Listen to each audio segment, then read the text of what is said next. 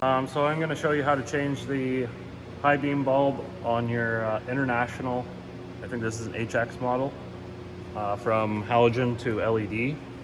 So I just have the other, I left them on. Probably not a smart idea. Don't want to burn yourself. There's a little tab on this connector. You just have to pull that back to get it past this locking nub on the light. Let me take that out. So yeah, turn the lights off before doing it. Don't do what we're doing. Yeah, I'm just leaving it on to see if the other LED is going to time out.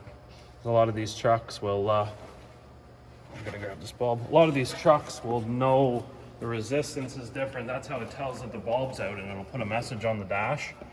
And what happens is they'll work for a little while and it'll think that the bulb is out. So it'll actually cut power to your high beam and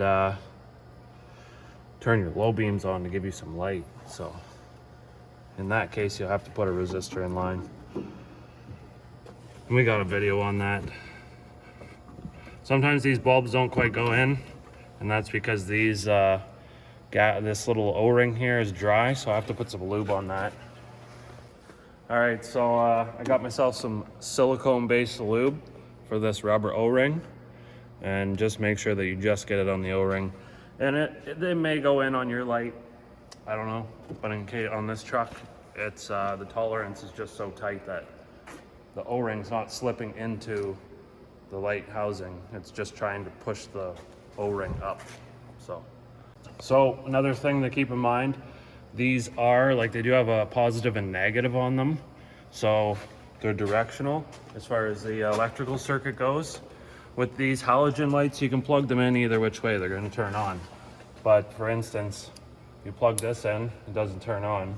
That's because the power and ground is not on the right terminals.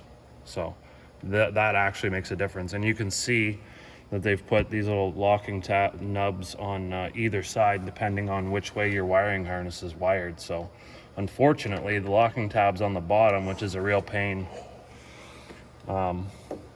So anyhow, this is the fun part on this. Without actually modifying anything, it is doable, but it's a real pain. So you got to put your light bulb in first, and then I just give the wiring harness a little bit of a bend to shape it so that it sits like this. And then you got to stick your wiring down in underneath and blindly feel with your fingers and fish it up in there into the back of the light. It might take a couple minutes. If you have bigger fingers, you might not be able to do it. I don't know. There we go, it's on now.